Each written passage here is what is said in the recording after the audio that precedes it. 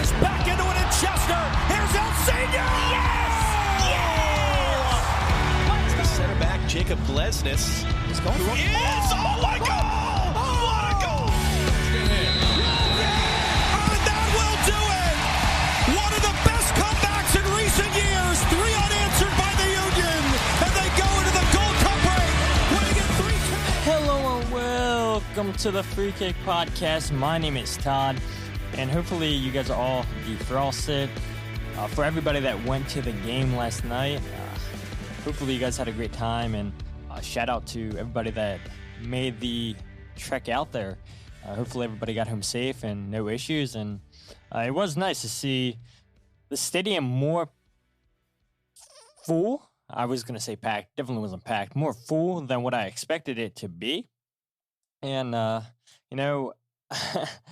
looking at that lineup before the game and everything, not seeing Mikael Uhre on the bench in the starting 11, definitely heard a lot of sighs, a lot of people that were a little bit disappointed in everything. And we'll talk about the update Jim Curtin gave on Mikael Uhre's quad injury after the game. But look, we still saw a win. I think, it's a game that people are going to be able to talk about for a long time because, look, we still have fans that talk about the 2015 U.S. Open Cup game against Red Bulls, I think it was, the dust storm game. I remember the 2019 game against Orlando City where the game got canceled on Saturday after 2 hours of a weather delay because of lightning, and then that game got moved to Sunday. And yeah, I just remember all of us under the concourse chanting, doing songs, just hanging out and just waiting for some soccer. And I remember that night just so superhuman and everything. And yeah, eventually I think like 9:30 they said, yeah, the game's going to be postponed. And then the game got pushed to Sunday, and I think that game was a draw. Maybe the Union found a way to win it, but yeah, I remember like Sunday felt like even more humid than what it was Saturday night for that game. And yeah, it was cool hanging out with all the fans underneath the concourse and everything for that Orlando game. You go to the game last season against DC United, same thing. The Union were up, I think, in that game. Then the game went into a weather delay for a while. I think the game didn't start until like 11 p.m. So I think it went into like a rain delay at like 8 or something. And then 11 p.m. they decided, okay, the weather's good, we're going to kick off. But yeah, I remember on social media and everything, people complaining about that game, how the security guards lied to them and said, yeah, you guys got to leave the game now. You guys got to leave the stadium because the game's canceled. The team wants everybody out of the stadium, and kind of find out that that wasn't the case at all. But I think a lot of people would have stayed for that game to watch the Philadelphia Union beat DC United last year. But, these are games that I'm sure are going to be talked about for a long time, saying, yeah, I was there at the coldest Philadelphia Union game ever. Or, like I said, people are still talking about the 2015 U.S. Open Cup game against New York Red Bulls. So, yeah, overall, great night. Extremely cold. The first half wasn't too bad, but then the wind chill, I feel like, picked up in the second half. The wind just started blowing in a different direction. Like, you can hear how strong the wind was, hitting the goalpost, hitting the net, just the net just blowing in the wind. I mean, it was insane. Look, depending on where you were sitting at in the stadium, you could see like the wind knocking the snow off of the top of the roof and everything went to the field. I mean, it was a crazy, crazy game, and we're probably all so crazy for going to it. But look, we saw a Philadelphia Union win, and we'll take those 3 points. But like you guys know, we always talk about MLS news on the review episodes. We'll talk about the game against San Jose Earthquakes. I'll go ahead and review my 3 keys to the game, give the goal breakdowns, and then we'll get Blunder of the week. So again, just because we're so early into the MLS season, not a ton of news to talk about in MLS. So we'll talk about 3 or 4 points that I have, nothing too major. And here we go.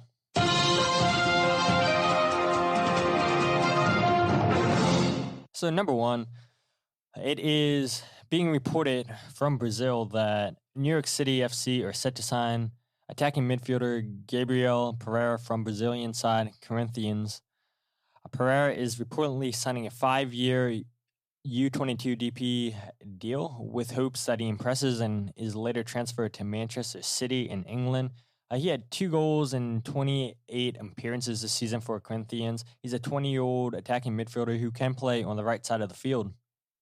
And I was listening to Ronnie Dyla's interview he did with play-by-play of New York City's radio broadcast, Glenn Crooks, and Glenn asked him about the striker depth of, what's going to happen if Tati Castellanos is sold in the summertime. Are you guys looking for signing a new striker? And he said, no, what we're concerned about right now is getting a right winger. And they go out and sign a player that can play on the wing, a player that's probably going to play in the middle of the field for New York City, as Maxi Morales, he can't play a full 90. He can't play every single game like he used to play for New York City. And the farther New York City go into CCL play, they're going to need depth pieces. And so I think this is a very intriguing signing. You go ahead and look that New York City have signed 4 Brazilian players in the last year. So they're really hitting this market. And especially, you look at the Brazilian market where with COVID, these guys are having to sell some of their best players for whatever offers they get because they've been just so decimated from the money they've lost during COVID. And to help the club make profits and everything, they're having to sell off some of the best players for maybe prices that they normally wouldn't have sold for. And if reports are said to be true that if Pereira plays so well for New York City, then he'll be transferred to Manchester City, then, so be it. I know people I've seen on social media saying, oh, they expect maybe Tati Castellanos to go to Manchester City during the summer. They need a striker. Can't just be Jesus. I don't think Tati would go to Manchester City. I don't think he's good enough to start for Manchester City. But, yeah, I thought it was interesting that now we're starting to see people linking New York City players to Manchester City. Not that it will happen, but, City Footballing Group has 4, 5, 6 clubs under their umbrella. Obviously, Manchester City being the top dog there. But, I think eventually, we see this with the Red Bull system, right? We see players go from New York Red Bulls to Leipzig.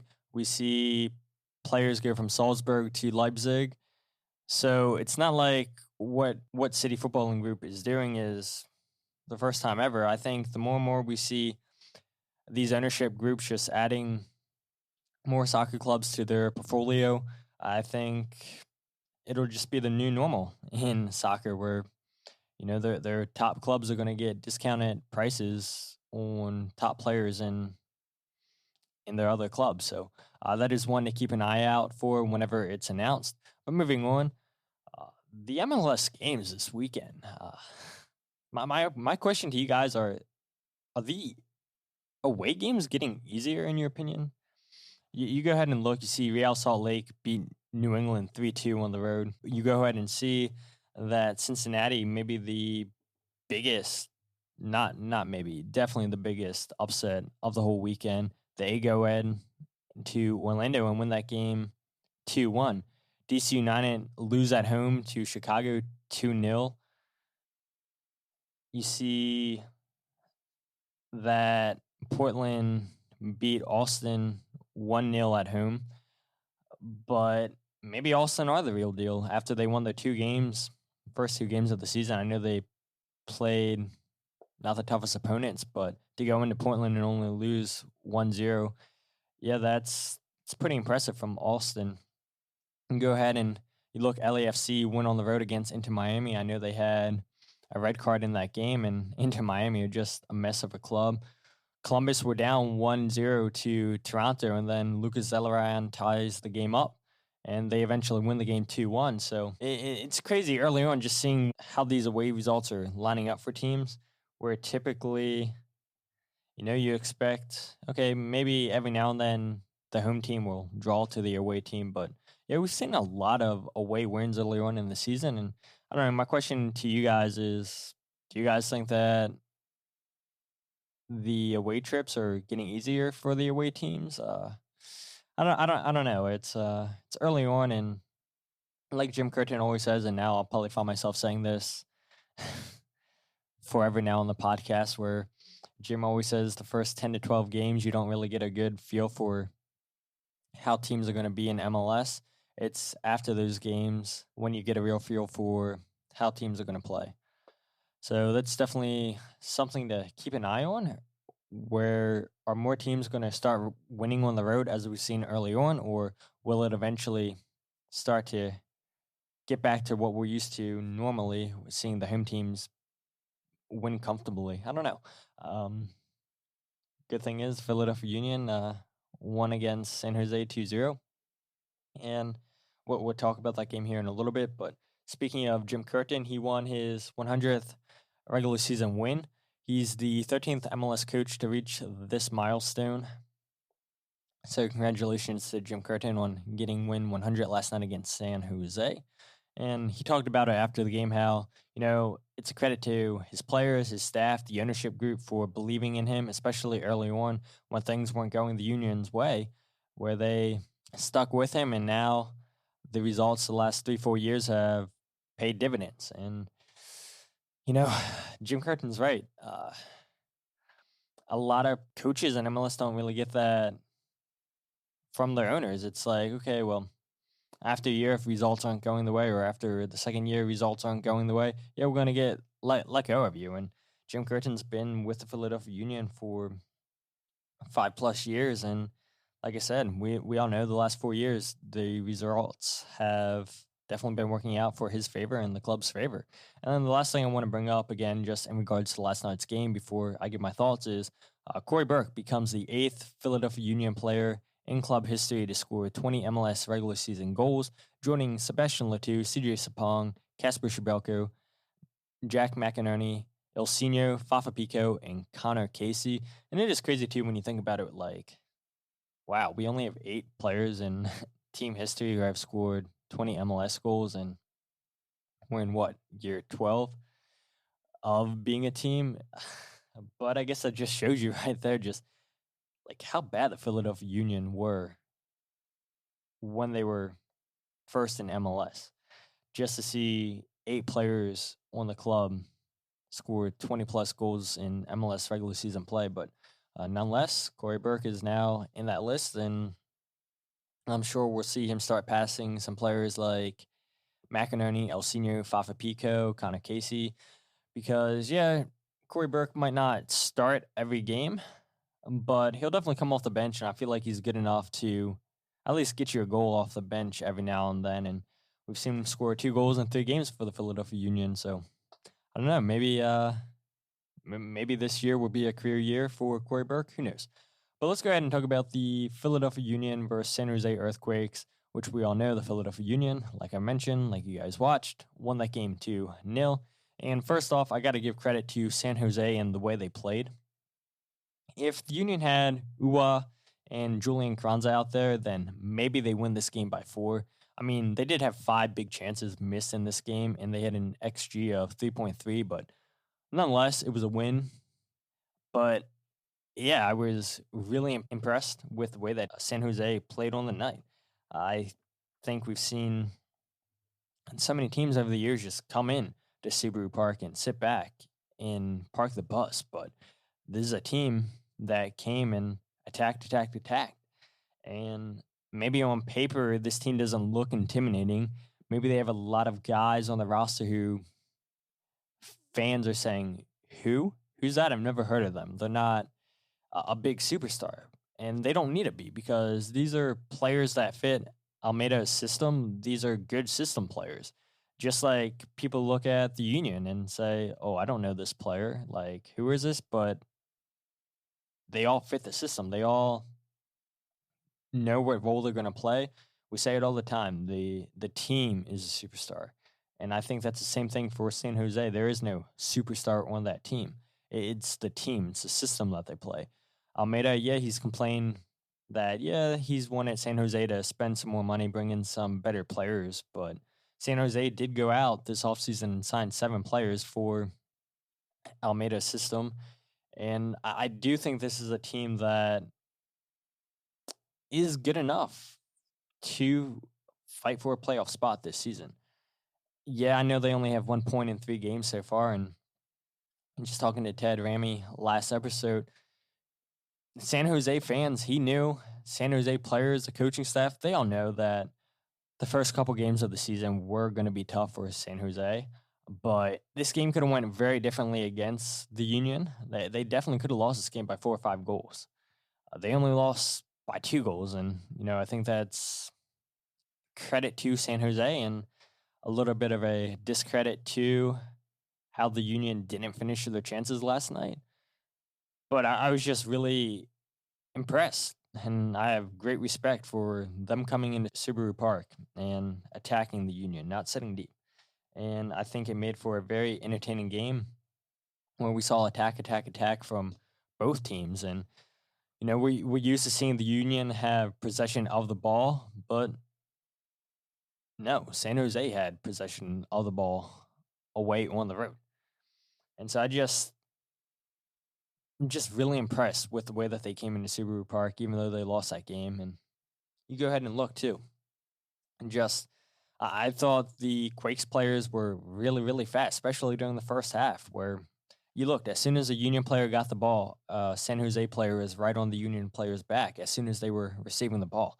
The Union had to make a lot of fast decision making, knowing as soon as they would get the ball, there was going to be a player right on their back. It was going to be hard for them to turn that player and pass the ball out. So the Union just had to be thinking right away, okay, where's the next pass going to be? Not that they're not thinking that every game they play, but when you have a unique opponent like San Jose, they make you play a little bit differently than how you normally play.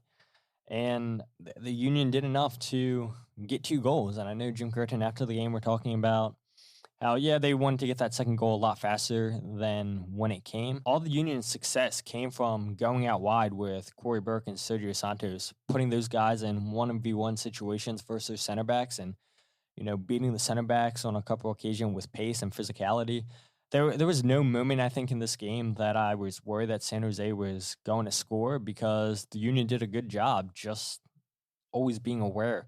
Everyone knew who they needed to be marking, and that's a huge credit to Jim Curtin and his staff for getting his team prepared and just really being focused on the night. Where we've talked early in the season, we've talked in the past where there's moments in the games where the Union, some players aren't always focused, always dialed in, but I don't think that was the case at all last night. And yeah, it is disappointing that the Union couldn't finish more of their chances after they created so many chances during this game. Daniel Gazak should have had 2 goals in this game. Sergio Santos should have had 1. Cory Burke, I think, should have had 2 in this game. But, this game did show why the Union went out and signed 2 new strikers this offseason. And Jim Curtin was asked after the game, what do you make of the Union winning the XG battle, creating a lot of chances, missing chances, and this is what he had to say.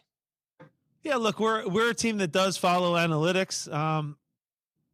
Expected goals aren't as important as real goals, actual goals. So, I think it does over the course of a year, though, over the course of 34 games, it does have a tendency to, come true.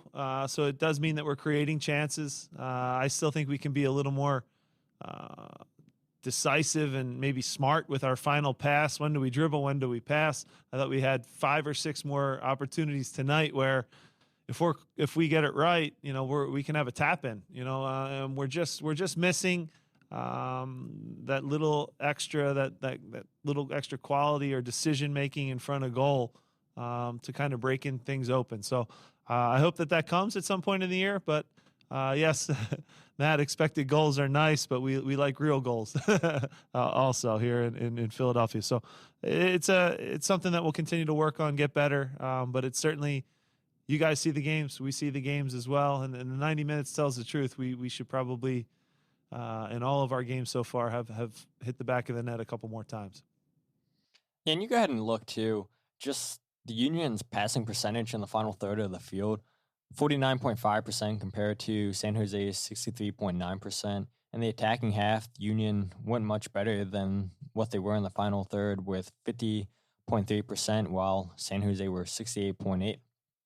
And the Union overall on the night only completed 56 of the passes. I mean, so many mishit passes on the night because as good as the midfield was defensively and moving the ball quickly in transition from defense to attack, just not all the time would they play the most accurate passes. And I think that is because of the pressure that San Jose was putting on the Union. You go ahead and look. Jack Elliott doesn't normally do this. He took a touch and then he went to pass the ball and he kicked it straight out of bounds. Whether or not he mishit that or he felt that there was enough pressure from San Jose where he just had to kick the ball out of play. There was another moment too in the game where Jack Elliott was able to collect the ball from the defensive half and dribble into midfield and then dribble into the attacking half of San Jose, and nobody was picking him up. And then he takes a heavy touch, and San Jose are then on the counterattack, and the Union did a good job to put out that fire and not get scored on because I think it was a 4-3 advantage for San Jose. And just like I was talking about, just everybody was very, very aware of their assignment last night. And again, that's just a huge credit to Jim Curtin and his coaching staff for having his team aware on the night.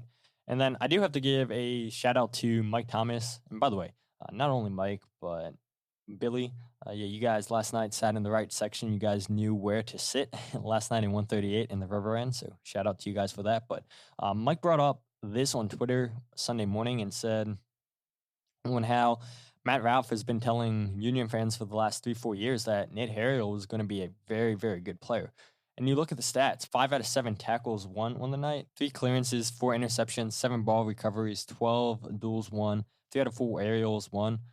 And he has fully taken advantage of the opportunity he has been given to start the last 2 games. And I know we're only 3 games into the season, but the Union have 7 points in 3 games. And it's the first time they've ever done this in team history. None of those 3 games have been perfect by any stretch, but they do enough to grind out a win. And there's moments in these games where they just completely dominate and take over a game for 5-10 minutes where you think, wow, like these guys look like they could be the best team in MLS. And it is nice to see when players are given, chances, whether or not it's to start, whether or not it's to earn more minutes coming off the bench, just like Nate Harriel was given the chance to start against Montreal, impressed. And then again, just given the start last night against San Jose, he impressed. He's done nothing the last 2 games to warrant taking that starting spot away for him. And this is what we want to see. We want to see players fighting for their spots. We want to see battles because when you have those position battles, that's just going to make each of those players better. And overall, it's just going to make the Union a better team. And so, this is Nate's spot going forward until he does something to make him lose it. And I'm sure Beiser is going to keep pushing him, going to keep pushing to get that starting spot back. But super impressed with how we've seen Nate Harriel play the last 2 games. And I'll talk about Nate here in a little bit. But the last thing I want to talk about real quick from this game is Jim Curtin, as we all know, left Mikael Uhre off the bench out of the starting 11. And the Union reported before the game started he missed the game because of a quad injury. And this is what Jim Curtin had to say after the game. Yeah, so he had a great training session, had a great week. In hindsight, maybe we pushed him too hard, too soon. And the quad just kind of tightened up. I don't think it's anything too serious, so we were a little bit cautious and said, rather than push him and throw him out there tonight and in the 10-degree temperature, we just didn't think it made sense. Although tonight would have been fun to watch him with his speed and the chances that he could have created. But it's a long season. We didn't want to make a mistake and make things worse. So we erred on the side of caution. I'm frustrated. He's frustrated. He wants to be out there. Our fans want him to be out there. But I think we made the right choice by holding him out. Look to get him as healthy as we can as quickly as possible because he's certainly going to be a special player for us in the future. Look, and Jim Curtin is just like us, right? Where he's itching to get this guy on the field. He's dying to see Mikael out there to go at defenders because, look, We saw how good he was against Montreal last week on that terrible field, playing a man down. He was the only striker up top, creating chances out of nothing. And so you put him on this team with another striker playing 11v11, playing at home, playing on a good field. Imagine what this guy can do. And yeah, I know I said at the beginning of the season, I don't expect him to score more than 10 to 11 goals this season, which I'll still stand by that.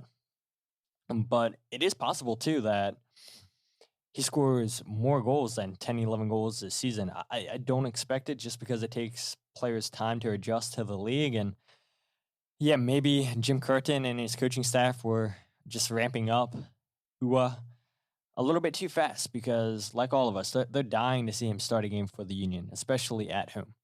And I don't blame Jim and his coaching staff for saying, "Look, we're not going to risk it, especially in this cold where things are going to tighten up a lot faster than maybe they normally would. And if you're already feeling a little bit of an injury in your quad, let's not push it anymore." And like Jim said, him, Mikael Uhre, these guys want to get out there. And we know we paid a ton of money for him, and they don't want to risk further damage because I think that would be the worst case scenario for the Philadelphia Union is if he gets injured even more. And now he's missing 2+ months. And who knows how long he'll be out because these type of muscle injuries could take a while to heal from. Hopefully it's nothing serious. Hopefully he's good to go against New York City. But, man, if we lost him for 2 months and we saw what Sergio Santos and Cory Burke did last night and Julian Carranza hasn't scored yet. I know he's only played in 2 games. But, I do think there is something to be said that he only has 3 goals in MLS. But, again, he's on a terrible Miami team. And if you guys remember that prediction episode, I said he'll lead the Philadelphia Union in goals this season with 11. But do you feel confident with just those 3 guys if Mikael is out longer? Probably not. So I do think it is the right call by Jim and his coaching staff. And yeah, hopefully we see him start a game sooner rather than later. And just happy that the Union got 3 points last night against San Jose and nobody got hurt. It's always the key, nobody getting hurt. But let's go ahead and review my 3 keys to the game. Number 1, I said, don't lose your aerial duels. And that is a pass. That is 100% a pass. I didn't realize how dominant the Union were on the night. They won the aerial duel battle 16-4. Like I said, Nate Harriel won 3 out of 4 of his aerial duels, and Cory Burke also won 3 out of 4 of his aerials as well. But I really was not expecting it to be that lopsided, and that's exactly what it was. And during the week, like you guys remember 2 episodes ago, I was trying to figure out, okay, why he left Nate Harriel on the field. And then I went and looked, and I was like, oh, wait, it's because Nate was so dominant in the air. And so during the week, I asked Jim Curtin that question, and then Kevin Kincaid had a follow-up question. Okay, well, why didn't you bring on Stuart Finley? And so this is what Jim Curtin had to say during the week on just Nate's aerial ability, why they left him on against Montreal, and this is what he had to say. The sub there, we default into a 4-4-1 always right after a red card just to get some stability, depending on what the game needs. And if you watch the game back and the way Montreal plays, everything they do is around the outside. They don't really go through the middle. That's why you didn't see Jose have to do a ton of his usual defensive work because everything that Montreal does is with their wing backs and getting the ball wide and trying to create overloads out there. So we stayed with, instead of going to a 3-man back line, we stayed in a 4-4-1 and the bringing on of Olivier, who's more defensive minded in front of Nathan, was for that very reason to prevent those wing backs from having success and coming forward and protecting the wide areas. So I thought overall it worked okay. They had a chance, a free header at the back post that both Nate and Olivier could have done better with. But overall, Nathan had a solid performance. All his attention to detail. He wins his 1v1 duels. Has the goal that happens, but it's a little bit of a fluky, unlucky deflection off of him. You talk about his ability in the air. Certainly, he's one of our best jumpers. I think that could play a role in attacking restarts in the future as well. But yeah, Nate had a great game. Good, solid performance. Took care of his side of the field. Played forward, played through the lines, played a couple decent balls in behind. Young defender that's going to get better and better. But overall, yeah, happy with where he came out of the game. Yeah, and looking at it too, I mean, Nate Harriel's only listed as 5'10", so definitely not the tallest player. Maybe tall in the sense for fullbacks, but I think just watching Nate the last two games, I think he's the most athletic player on this team. Just like Jim said, he's one of the best jumpers on the team, but the way that he's able to have those quick bursts into space to close players down, his reading of the game's top notch, seeing what he can do in the air. Yeah, I think Nate's definitely one of the most, maybe the most athletic players on the team for the Union. Number two, I said pressure Greg Goose and Jackson Ewell. This is a pass. Greg Goose was 9 on 11 on his long balls, while Jackson Ewell was 2 out of 8. And he was responsible for both of the goals giving up. Yeah, I think the Union could have done a little bit of a better job to shut down Greg Goose, but really a lot of the focus seemed to be on Jackson Ewell playing as a center back. It's not his natural position. He's a holding midfielder. And so I thought the Union did a really good job of putting pressure on Jackson Ewell, forcing him to make mistakes. Their center backs, they play with their center backs out wide, where they push the two wing backs up for it. And again, a player that's a defensive midfielder, and now you're asking him to play out wide as a center back. Yeah, it's asking for trouble. But again, we talked about it last episode with Ted Ramey. I've talked about it here. This is a unique opponent that the Union saw, and no other team in MLS, I would say, are like San Jose in the concept where they're not afraid to play players out of position. They're not afraid to, leave numbers forward and have the defenders take risk and 1v1 defend. So the Union definitely passed, in my opinion, on point number two. And then point number three, I said you got to move the ball quickly. Yeah, that's a pass. The Union created a lot of 3v2s, a lot of 4v3 situations on San Jose. They just didn't capitalize on those chances. This is a game that Jim said during the week that the Union couldn't go end-to-end with San Jose. They're not built that way. But no, I think the Union did exactly that in this game. I thought, like I said earlier, it was a very attacking game, very entertaining game. And as much as Jim didn't want it to be an end-to-end game, we saw it a lot. The Union would put an end to San Jose's attack, and now the Union are looking for that long ball forward to Cory Burke or to Sergio Santos, who are in 1v1 situations against their center backs out wide. And so once they get the ball to those center backs, Cory Burke, Sergio Santos were beating those guys with pace, with their physical skills.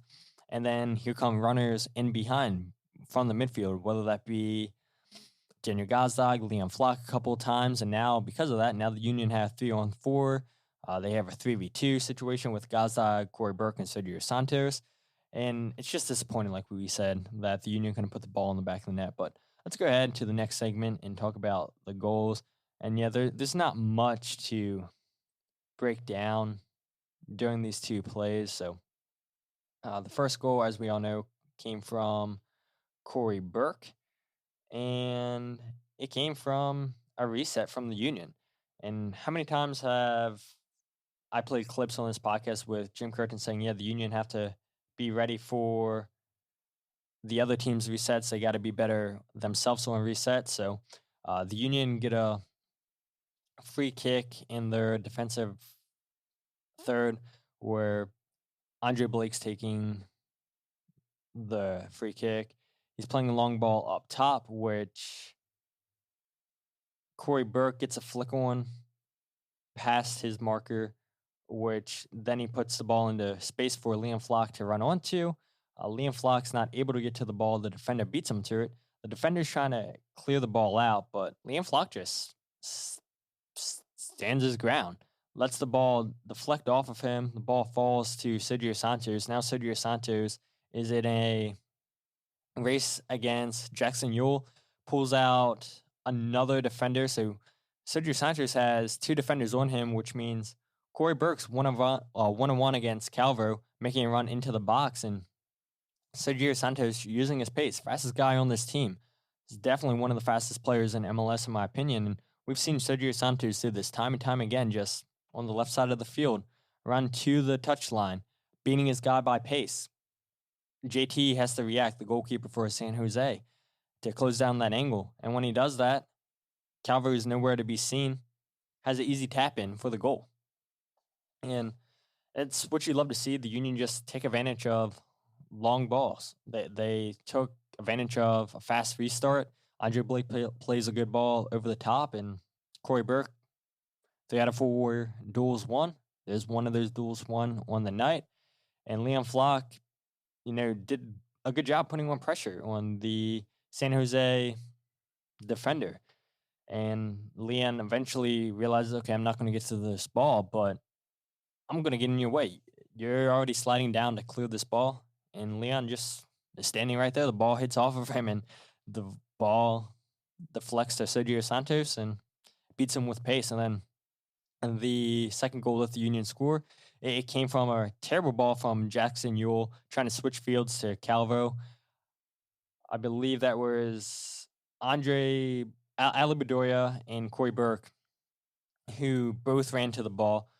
Ali Bedoya then sees Jackson Yueill out of position, one-on-one against Sergio Santos, plays a great 3-ball to Sergio Santos, who Sergio Santos on this play should have chipped the goalkeeper. The goalkeeper was way out of his goal, and he takes a couple touches. I think he shoots way too soon, top of the arc, and the goalkeeper saves it with his legs. Not a great shot at all by Sergio Santos. If he would have chipped the goalkeeper, it's easily 2-0 right there. But, the ball does not go very far from the goalkeeper making a save with his leg. Jackson Yueill is now defending against Daniel Gazdag. Daniel Gazdag, like we see so many times, he'll do a little dribble to the left, and then he'll do a cut in to right. And he beat Jackson Yueill on this play. Jackson Yueill then recovers, gets the ball back, and the Union have them pinned down. San Jose have them pinned down in the final third of the field. Put pressure on the ball with Liam Flock and Daniel Gazdag. Jackson Yueill makes a bad pass, hits off of Liam Flock's back, and Liam Flock dribbles by Jackson Yueill, dribbles by number 5, Ramidi, I think was the defender's name. And now he has 2 Union players wide open in the box with Sergio Santos, Cory Burke running on the back post. And Liam Flock tries to play the ball into Sergio Santos. I think Liam Flock could have done a better job putting a cross into the box to Cory Burke, who would have had to tap in for this goal. Calvo trips up Sergio Santos. I don't think it was a penalty at all. He was going for the ball. Sergio Santos went down way too easily for my liking. Ball falls to Cory Burke and the left back for San Jose. Ball gets deflected up in the air, doesn't go far. And then Jackson Yueill, have no idea what he was doing, tries to chest the ball down and extends his arm out. Clear handball, and Daniel Gazdag scores the Panenka penalty, and the Union go up 2-0 and win this game. And it definitely could have been more in this game. Nothing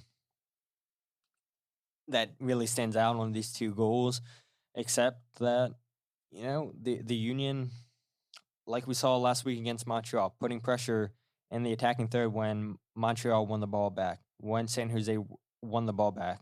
The Union were making it uncomfortable for both of those teams, and goals came from both of those situations. So shout out to the Union just for how they've been pressing teams this season, especially in the attacking third.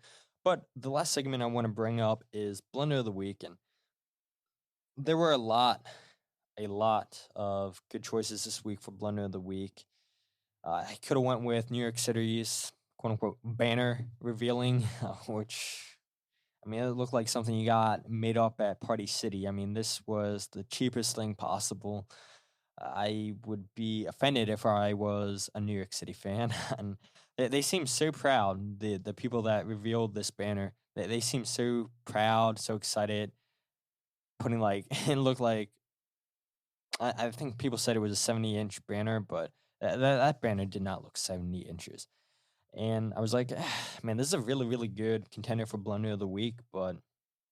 And then somebody sent me a clip of Carlos Heel complaining about playing in the snow after New England blow a 2-0 lead against Real Salt Lake. And so this is what Carlos Heel had to say after the game.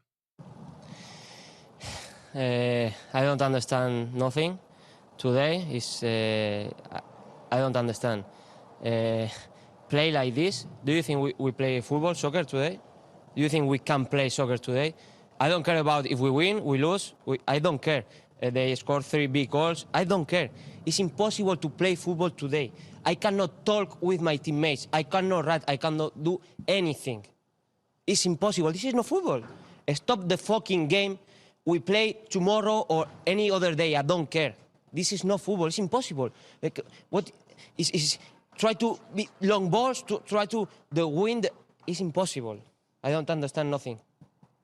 A lot of emotions, I'm sure, in the locker room right now. When you can take a breath and look back at this game, are there some important things that you can take from it and carry with you that energy into Wednesday's game? No, nothing, because I repeat this. For me, it's not football. If we finish the game 2-0, I say here the same.